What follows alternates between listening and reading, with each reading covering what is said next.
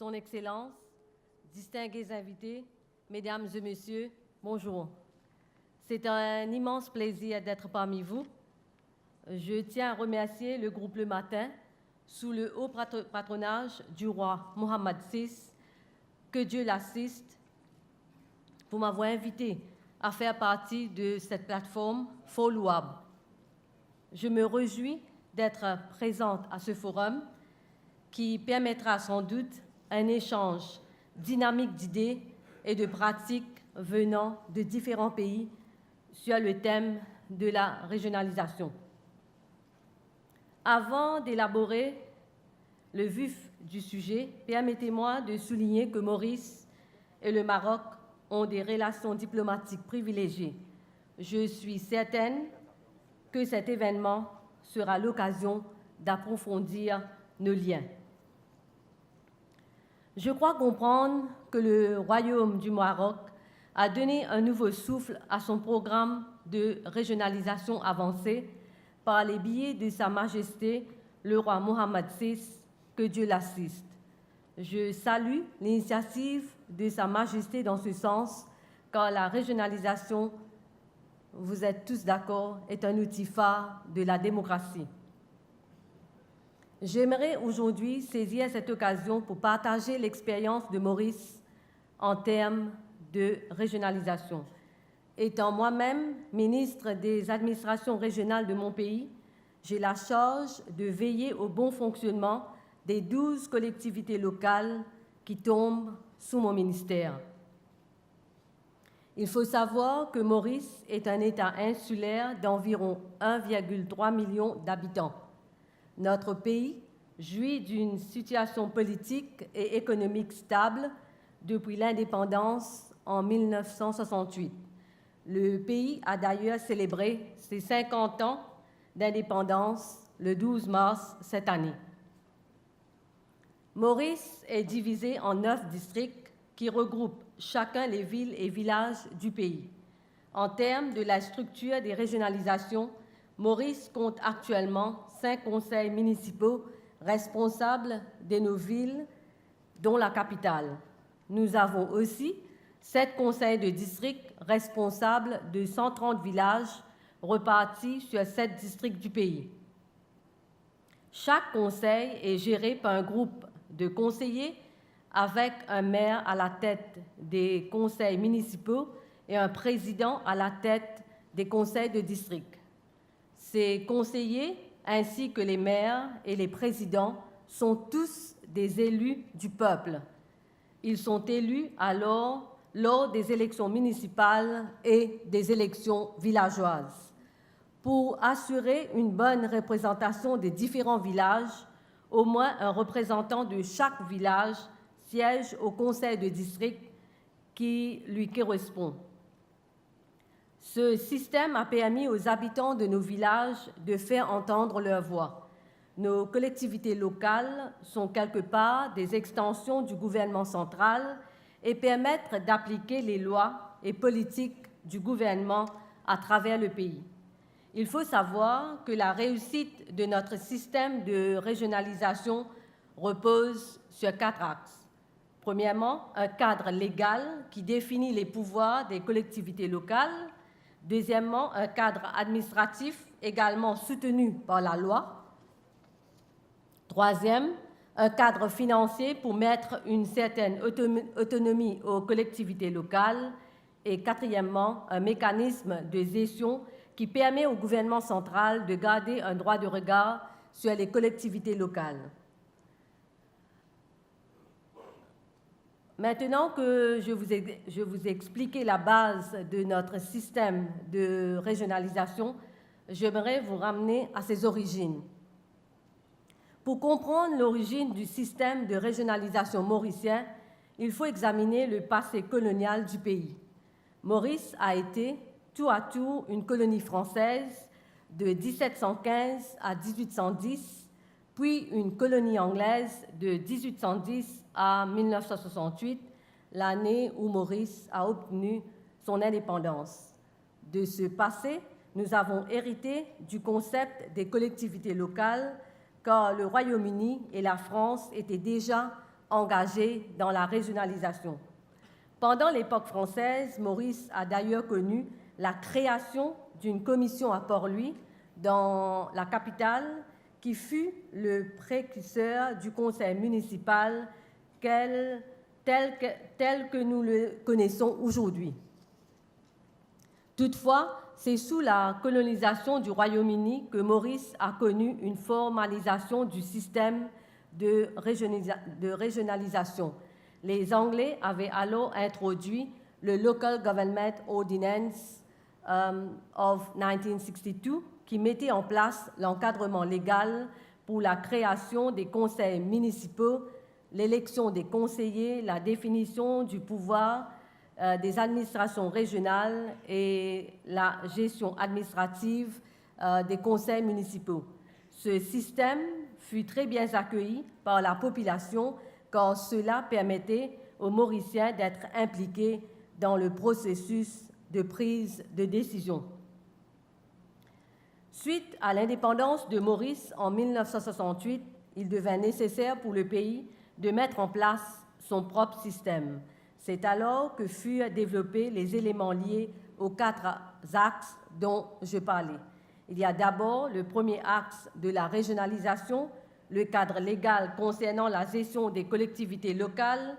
Le Local Government Act fut développé en 1984. Cette loi fut en grande partie inspirée du Local Government Ordinance of 1962, tout en prenant en considération l'évolution du pays et ses besoins existants. Comme l'a bien souligné M. Nissa Baraka, les bien-être des citoyens doivent être au centre de toute décision. C'est très important.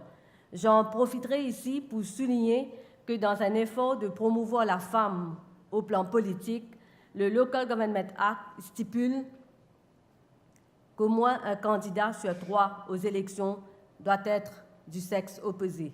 Il y a donc eu une augmentation significative de la participation des femmes, passant de 12,5% en 2005 à 34,2% en 2015 pour les élections municipales.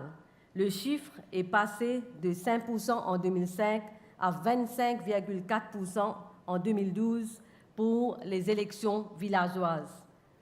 En sus de l'encadrement législatif qui régit les pouvoirs des collectivités locales, Maurice a su aussi prévoir un encadrement pour l'administration. C'est le deuxième axe de notre système de régionalisation. C'est ainsi qu'on développa le Local Government Service Commission Act of 1972 pour gérer le recrutement des employés. Cette loi, qui fut revue en 1983, touche à la gestion des ressources humaines, la discipline et la promotion, entre autres. Elle a donné naissance au Local Government Service Commission, une entité indépendante qui gère à ce jour le recrutement du personnel pour les collectivités locales. Outre la définition des pouvoirs à travers un cadre légal et un encadrement administratif, il fallait aussi assurer l'indépendance financière des collectivités locales. Le troisième axe de notre système de régionalisation concerne donc les finances. Les collectivités locales bénéficient ainsi d'une double source de financement. Premièrement, le gouvernement alloue une dotation budgétaire à chacun des 12 collectivités locales. Cette dotation budgétaire prend compte des besoins de collectivités, les nombres d'habitants, leur superficie, les mobiliers sociaux à maintenir, ainsi que leur capacité à prélever des taxes locales. Cette dotation budgétaire représente généralement 75% des budgets des collectivités. La deuxième source est la taxation locale, à titre d'exemple, sur le logement, les marchés, les permis d'opération, entre autres. Et finalement, il y a le quatrième axe, soit le mécanisme qui permet au gouvernement central d'avoir un droit de regard sur les collectivités locales, plus spécifiquement sur le plan financier. Le gouvernement central assure donc une utilisation judicieuse de dotations budgétaires allouées aux collectivités locales. Il existe, sous la loi, 6 mécanismes de contrôle des fonds. Premièrement, les collectivités locales doivent soumettre un relevé de leurs comptes à la fin de chaque année financière, dûment signé par les maires ou présidents respectifs. Deuxièmement, chaque collectivité locale a un comité d'audit pour assurer la bonne utilisation des fonds. Troisièmement, Maurice possède un bureau national de l'audit qui effectue aussi un audit des collectivités locales et soumet un financial statement annuel qui sera publié dans la Gazette du gouvernement. Quatrièmement, les collectivités locales doivent tous préparer un rapport annuel. Cinquièmement, les membres du public sont autorisés à voir, si besoin est, les procès-verbaux concernant les comptes des collectivités locales. Et finalement, le ministre des Administrations régionales a aussi le droit de s'enquérir sur les relevés des comptes des collectivités locales. Donc, le système base beaucoup sur la transparence, c'est très important. Ce système a jusqu'à présent permis d'assurer le bon fonctionnement des collectivités locales et vous serez d'accord d'éviter tout risque d'abus. Il faut dire que notre pays a grandement bénéficié de la régionalisation car les collectivités locales sont des partenaires précieux dans l'implémentation des différents projets de développement dans les villes et villages. La politique de proximité des collectivités locales les rend plus aptes à s'adapter aux besoins des habitants de la localité. Elles peuvent ainsi réagir plus rapidement aux problèmes sociaux, aux problèmes locaux. Elles travaillent de pair avec le gouvernement central pour s'occuper des besoins des habitants à travers le pays. Le fait d'avoir des conseillers élus par le peuple dans les différentes villes et villages de Maurice a pour avantage que ces derniers comprennent la région et peuvent aider le gouvernement central à adapter les politiques selon les spécificités des différentes régions. Le gouvernement local est plus proche du public et leur permet d'avoir une voix plus directe dans la gestion des services, donc l'éclairage des routes, la maintenance des espaces publics et le ramassage des ordures, entre autres. Les conseillers habitent à proximité et il est donc plus facile pour les électeurs de les voir. Le fonctionnement de nos collectivités locales a démontré qu'il est plus efficace d'exécuter des services localement que de les gérer à partir du gouvernement central. Cela allège le rôle du gouvernement central. Les collectivités locales jouent également un rôle important dans la coordination des différentes activités au sein des villes et villages en réunissant le secteur privé, les organisations non gouvernementales et d'autres organismes publics pour assurer que les choses se passent dans les meilleures conditions. De plus, différentes autorités locales ont été capables d'innover et de produire des nouvelles idées. L'idée d'utiliser une entreprise privée pour la collecte des déchets à moindre coût au lieu de la main-d'œuvre du Conseil a déjà été lancée par certaines collectivités locales. Permettez-moi maintenant de vous parler de l'apport des collectivités locales dans la gestion de certains défis auxquels Maurice fait face en ce moment, ainsi que leur contribution dans la mise en place de certains projets clés. Notre système de régionalisation a eu un impact clé sur l'implémentation des projets de développement, surtout dans l'optique où le gouvernement mise beaucoup sur le développement infrastructurel. Nous avons pour mission de moderniser le pays et chaque année, nous investissons massivement dans les routes, l'éclairage, des infrastructures sportives, des marchés publics et d'autres infrastructures nécessaires pour faciliter la vie de nos habitants.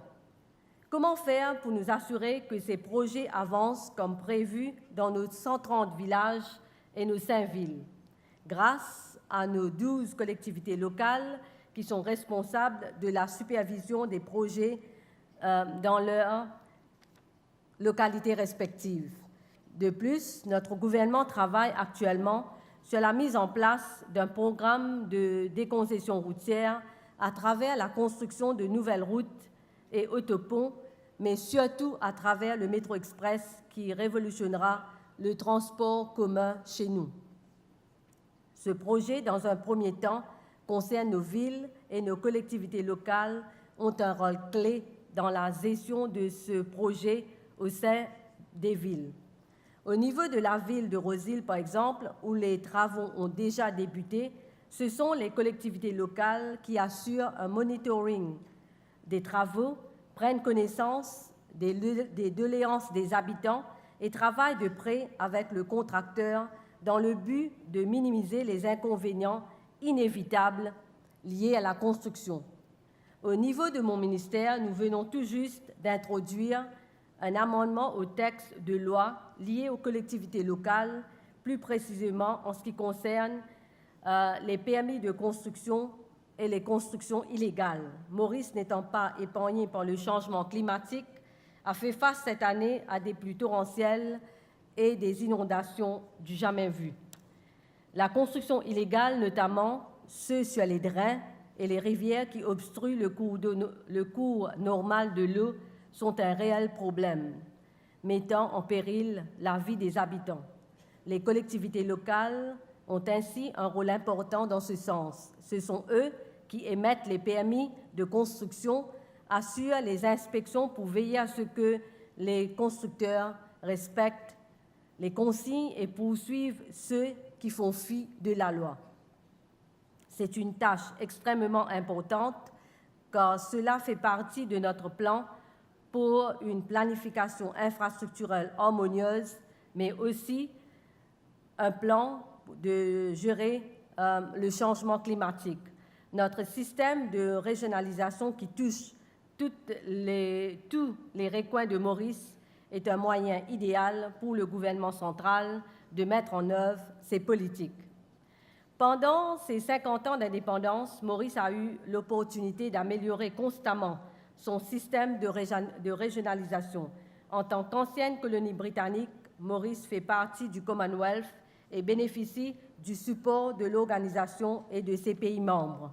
Maurice est aussi un membre du Commonwealth Local Government Forum, plateforme pour promouvoir la démocratie et la régionalisation, ainsi que l'échange des bonnes pratiques en termes des collectivités. Maurice siège actuellement sur son conseil d'administration. Maurice a ainsi pu bénéficier de l'expertise d'autres pays du Commonwealth dans sa régionalisation et est en mesure aujourd'hui de partager sa propre expérience avec ses pairs. Pour terminer, je salue encore une fois l'initiative du Maroc. Je salue l'invitation à mon nom qui s'est engagée et je crois qu'on est tous là, on est tous engagés dans un processus qui aura sans doute de nombreux bienfaits pour nos pays. Vous pouvez être assurés du soutien de Maurice dans ce sens. Nous serons ravis de partager nos connaissances et nos expériences liées à la régionalisation. Je vous souhaite plein de succès dans vos ambitions et je vous remercie de votre aimable attention.